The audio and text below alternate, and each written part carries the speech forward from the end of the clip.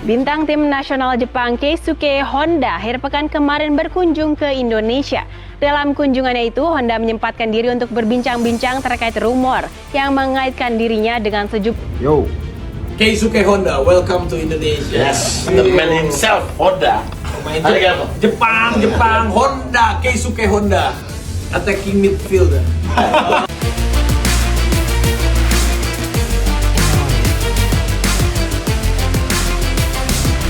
Hai semuanya, selamat datang di channel YouTube Garuda IDN.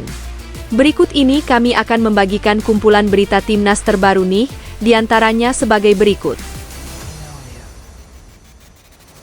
Mengejutkan, komentar Welber Jardim usai disalahkan Indra Safri. Erik murka dan copot Indra Safri diganti Keisuke Honda. Komentar Madam Pang usai melihat Jairo Riedewald dan Ole Romeni gabung timnas Indonesia. Ia menyebut aura Piala Dunianya semakin kuat, Thailand semakin tertinggal karena terlalu fokus Piala Ciki AFF.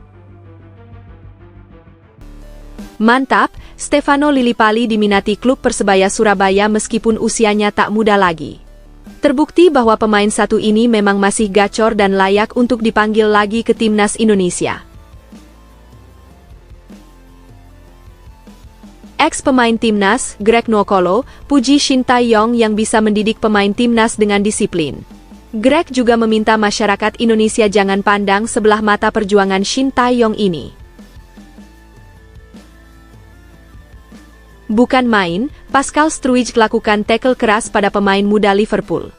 Erick Thohir nilai pemain ini cocok diturunkan di ajang kualifikasi Piala Dunia 2026 untuk halau serangan lawan yang bertubi-tubi melihat striker lokal timnas Indonesia banyak yang bapuk.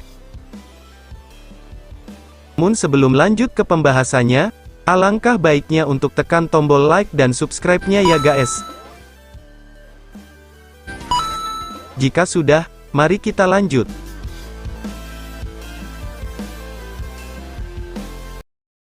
Mengejutkan, komentar Welber Jardim usai disalahkan Indra Safri. Erik murka dan copot Indra Safri diganti Keisuke Honda.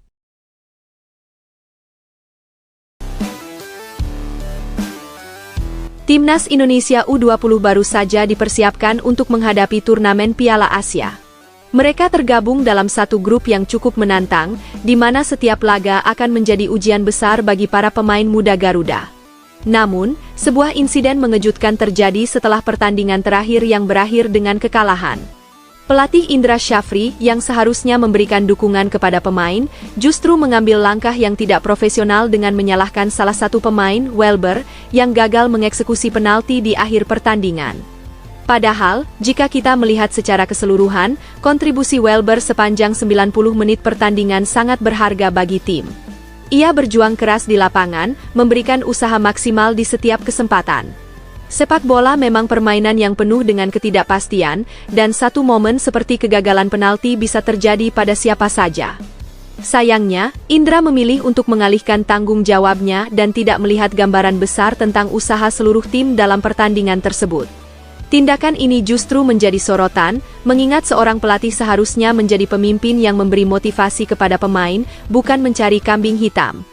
Pelatih yang bijak harus mampu melihat potensi dan kontribusi setiap individu dalam tim, serta memberikan dukungan penuh di saat-saat sulit. Welber mengungkapkan rasa sedihnya setelah mendapatkan serangan dari banyak netizen usai gagal dalam eksekusi penalti. Ia merasa sangat terbebani dengan reaksi publik yang begitu keras terhadap kegagalannya. Tak hanya itu, ia juga merasa kecewa dengan pernyataan pelatih Indra Safri yang menyebut kekalahan tim disebabkan oleh dirinya. Terus terang saya juga merasa kecewa dengan kekalahan ini, tapi bukan berarti saya harus dikritik habis-habisan seperti ini, ujar Welber dalam sebuah wawancara. Ungkapan tersebut semakin memperburuk perasaan Welber, yang merasa seolah seluruh beban kegagalan itu hanya ditimpakan kepadanya. Meski demikian, Welber tidak membiarkan hal ini meruntuhkan semangatnya. Ia tetap berusaha untuk melihat sisi positif dari pengalaman tersebut dan menjadikannya sebagai pelajaran berharga.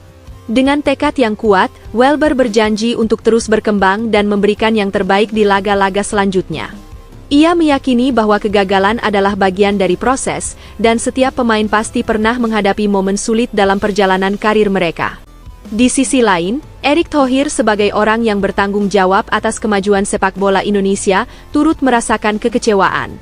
Banyak yang menduga, jika kinerja tim nasional terus menurun, bukan hal yang mustahil jika Indra Syafri akan menghadapi nasib serupa seperti sebelumnya, di mana pelatih yang gagal memenuhi harapan bisa saja diberhentikan.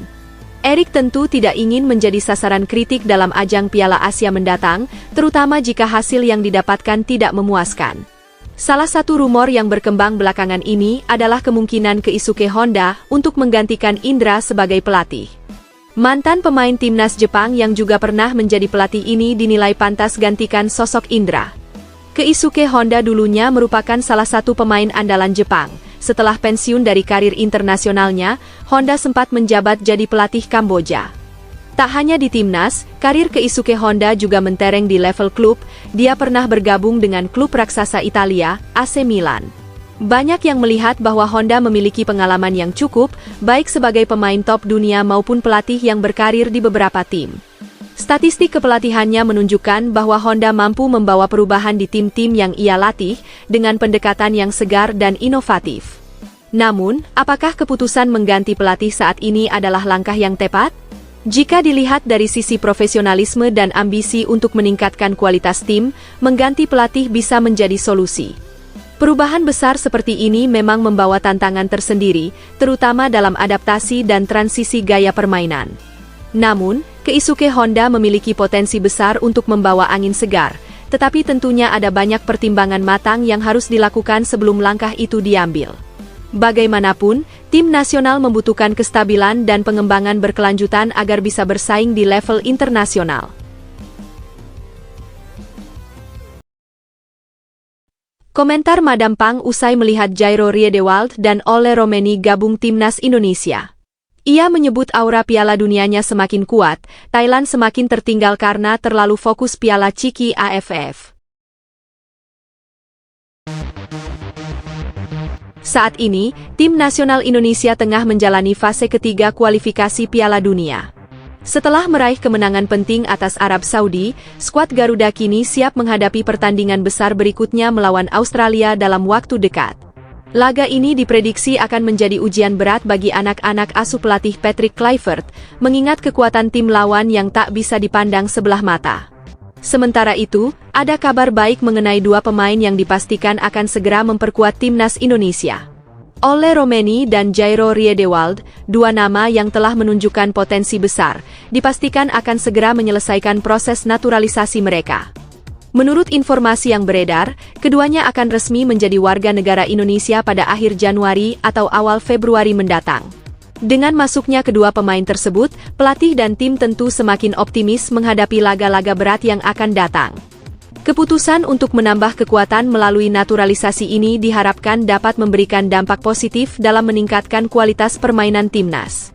Kehadiran Ole Romeni dan Jairo Riedewald diharapkan bisa memberikan variasi serta kekuatan ekstra di lini tengah dan serangan, serta memperkuat daya saing tim Indonesia di level internasional. Kini, fokus utama adalah mempersiapkan mental dan strategi tim untuk menghadapi tantangan besar di kualifikasi Piala Dunia. Menariknya, Madam Pang mengungkapkan pandangannya tentang perbedaan signifikan antara sepak bola Thailand dan Indonesia. Menurutnya, Thailand saat ini masih berada jauh di atas Indonesia dalam hal perkembangan sepak bola, meskipun mereka juga menghadapi tantangan besar. Ia menyebutkan bahwa meskipun Thailand memiliki level yang lebih tinggi, mereka gagal lolos ke kualifikasi Piala Dunia dan mengalami kegagalan di ajang AFF tahun ini setelah kalah dari Vietnam. Kekecewaan ini menggambarkan betapa sulitnya persaingan di tingkat internasional, bahkan untuk tim yang dianggap kuat di Asia Tenggara. Dalam pandangannya, sepak bola Thailand masih tertinggal jauh, meskipun mereka telah berusaha keras untuk mencapainya. Madam Pang menilai bahwa meskipun ada banyak potensi dan talenta, sistem pengembangan pemain dan manajemen tim di negara tersebut belum cukup untuk bersaing di level global.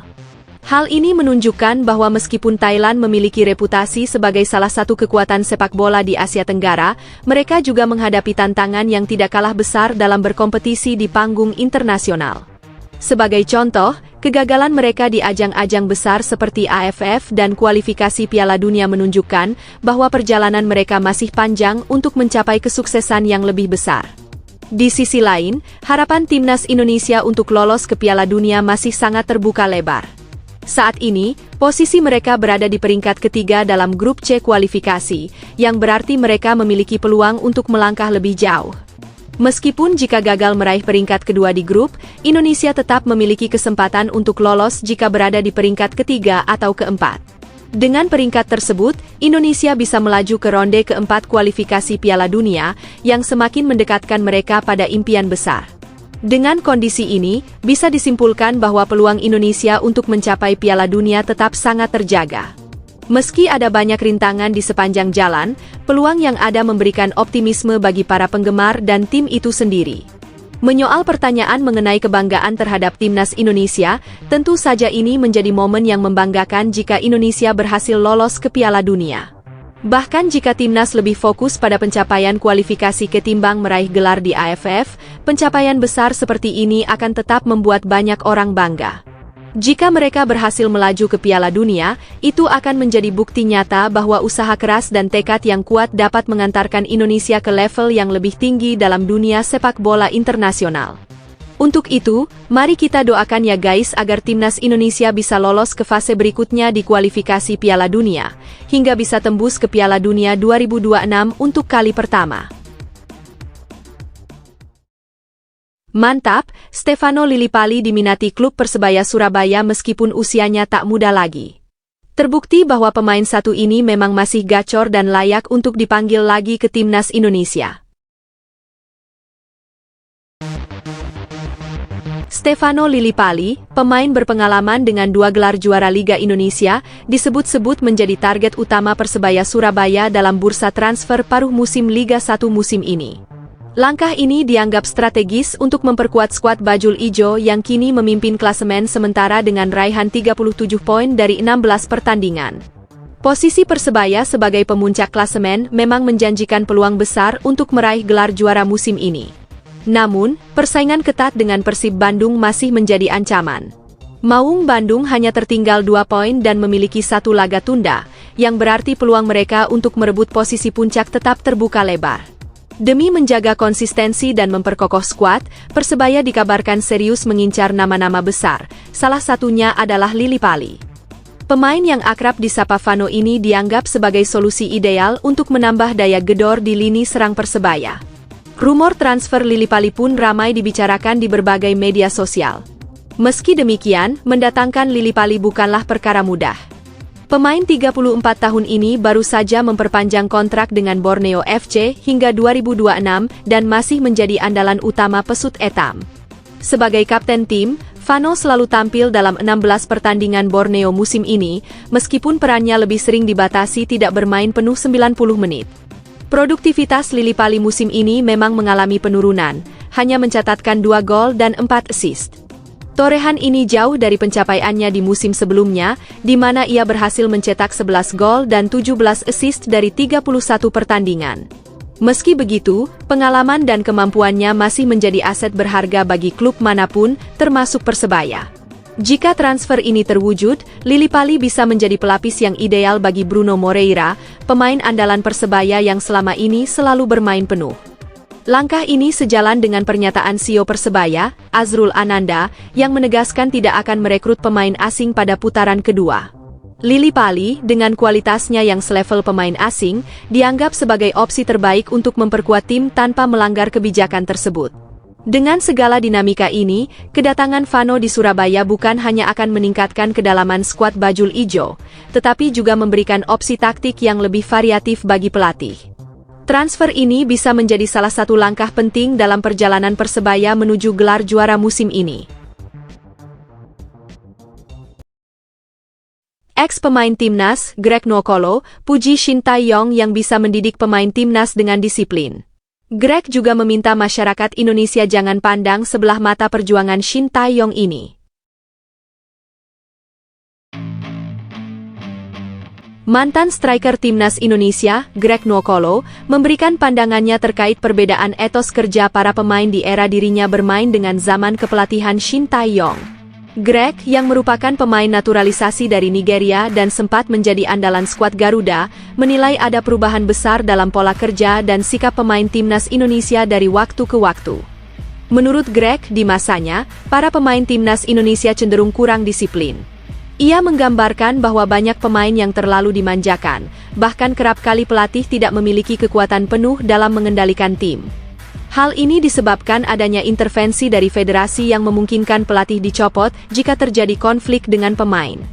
Situasi ini membuat banyak pemain kurang memberikan usaha maksimal dalam latihan dan pertandingan. Namun, Greg mengakui bahwa kondisi tersebut telah berubah drastis di era kepelatihan Shin Tae-yong. Pelatih asal Korea Selatan itu dikenal memiliki pendekatan yang tegas dan disiplin tinggi. Tidak ada ruang bagi pemain yang enggan bekerja keras. Mereka yang tidak mampu mengikuti standar kerja keras yang diterapkan langsung dikeluarkan dari skuad. Ketegasan inilah yang menurut Greg membawa dampak positif bagi perkembangan timnas Indonesia. Di bawah kepemimpinan Shin Tae-yong, timnas Indonesia menunjukkan kemajuan yang signifikan. Dalam beberapa tahun terakhir, peringkat FIFA skuad Garuda mengalami peningkatan lebih dari 40 posisi. Selain itu, pencapaian prestisius berhasil diraih, seperti lolos ke putaran final Piala Asia 2023 setelah absen lebih dari 1 dekade, mencapai semifinal Piala Asia U23, dan kini melangkah ke babak ketiga kualifikasi Piala Dunia 2026 zona Asia. Greg menilai bahwa keberhasilan ini bukan hanya soal taktik atau strategi, tetapi juga hasil dari perubahan mentalitas dan etos kerja yang diterapkan Shin Tae-yong. Ia percaya bahwa dengan fondasi disiplin yang kuat, timnas Indonesia akan terus berkembang dan mampu bersaing dengan negara-negara besar di Asia. Perubahan signifikan ini menurut Greg menjadi bukti bahwa ketegasan dan disiplin adalah kunci utama dalam membangun tim yang kompetitif. Dengan Shin Tae-yong di pucuk kepelatihan, Greg optimis timnas Indonesia akan terus melangkah ke arah yang lebih baik di masa depan. Bukan main, Pascal Struijk lakukan tackle keras pada pemain muda Liverpool. Erick Thohir nilai pemain ini cocok diturunkan di ajang kualifikasi Piala Dunia 2026 untuk halau serangan lawan yang bertubi-tubi melihat striker lokal timnas Indonesia banyak yang bapuk.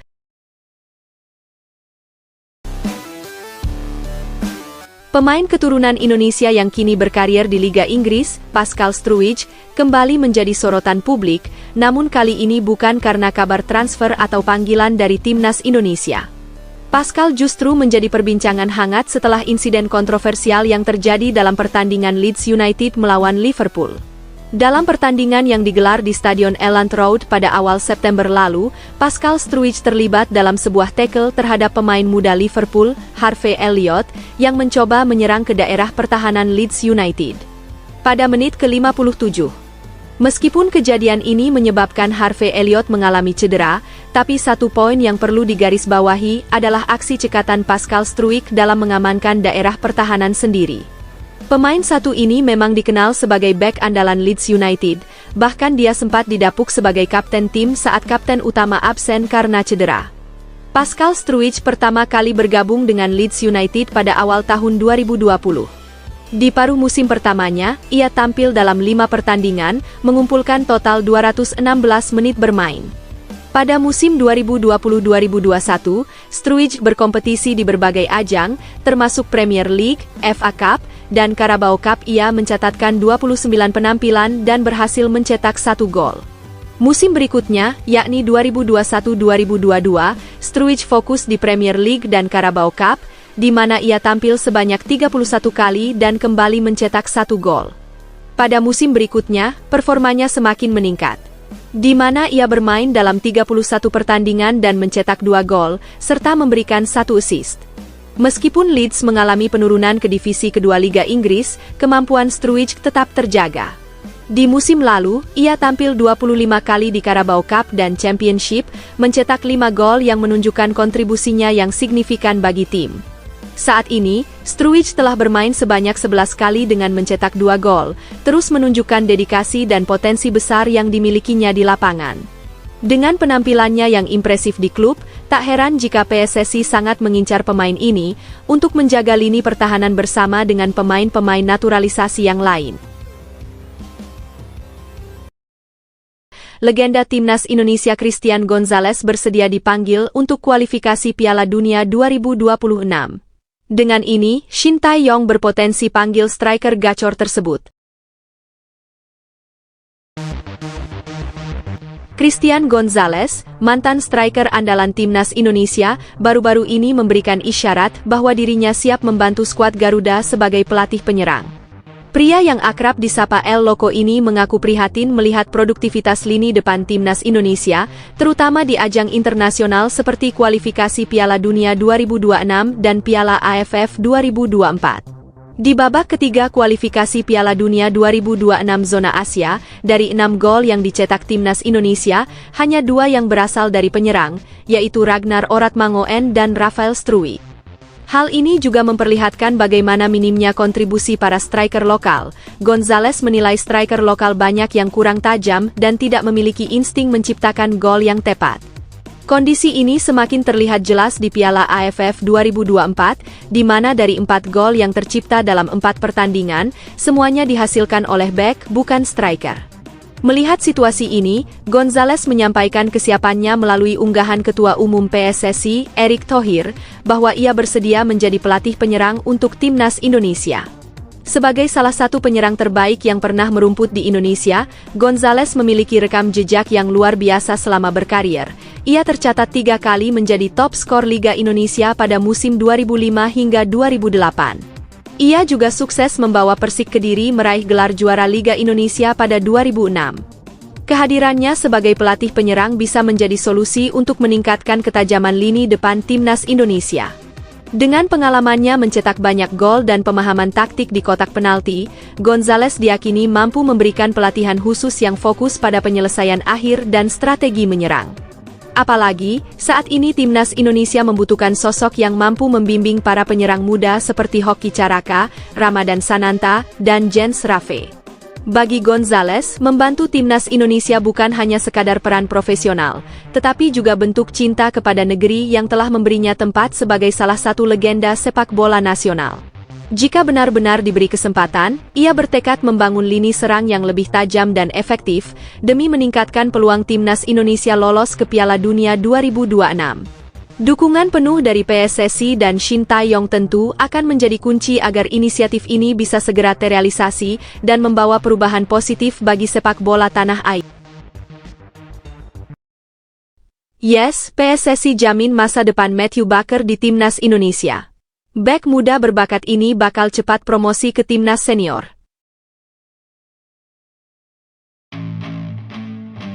Matthew Baker adalah salah satu pemain muda yang tengah menjadi perhatian di dunia sepak bola Indonesia. Dengan kemampuan bermain di berbagai posisi defensif, ia telah menunjukkan fleksibilitas yang jarang dimiliki oleh pemain seusianya. Tidak hanya nyaman bermain sebagai bek tengah, Matthew juga mampu menjalankan peran sebagai bek sayap dengan baik. Hal ini memberi keuntungan besar bagi pelatih, yang dapat dengan mudah menyesuaikan strategi tim berdasarkan kebutuhan pertandingan. Meski usianya masih tergolong muda, Matthew telah mengukir pengalaman yang tak biasa bagi pemain seusianya. Ia pernah berkarir di luar negeri bersama Melbourne City FC U16 di Australia, sebuah pengalaman berharga yang telah membentuk pemahamannya tentang permainan sepak bola di level yang lebih tinggi. Bermain di lingkungan yang kompetitif seperti Australia telah membantu Matthew mengasah kemampuan teknisnya, sekaligus membangun ketahanan mental yang diperlukan untuk menghadapi tantangan di tingkat internasional. Salah satu momen yang mengukuhkan namanya sebagai talenta muda potensial adalah penampilannya di Piala AFF U16. Di turnamen tersebut, Matthew menunjukkan performa yang luar biasa dengan memperlihatkan kemampuan bertahan yang kokoh, disiplin dalam menjaga posisi, dan kepercayaan diri saat menghadapi lawan. Tak hanya itu, ia juga memperlihatkan kecerdasan dalam membaca permainan dan berkontribusi pada transisi serangan tim.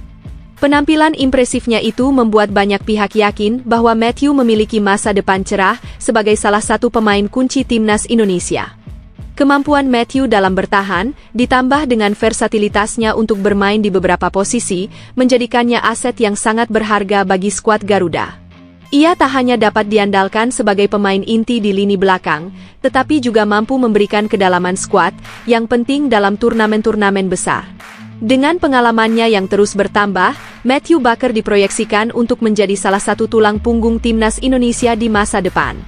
Di tengah perkembangan pesat sepak bola Indonesia, kehadiran Matthew menjadi angin segar. Potensinya yang luar biasa dan dedikasinya terhadap permainan membuatnya menjadi sosok yang patut diperhatikan. Jika terus berkembang dengan konsisten, bukan tidak mungkin Matthew akan menjadi pemain bintang yang membawa Indonesia bersaing di kancah internasional. Tak heran, dengan penampilannya yang memukau ini, PSSI kabarnya sampai menjamin masa depan Matthew Bakker di timnas Indonesia. PSSI tidak menutup kemungkinan bakal mempromosikan Matthew ke timnas senior secepatnya, jika performanya semakin meningkat.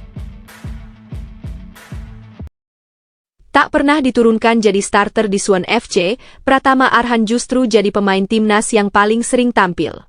Netizen doakan Arhan agar segera dapat menit bermain yang layak di klubnya. Kegagalan timnas Indonesia melaju ke babak semifinal ASEAN Championship 2024 tentu meninggalkan kekecewaan mendalam bagi para pendukung Garuda.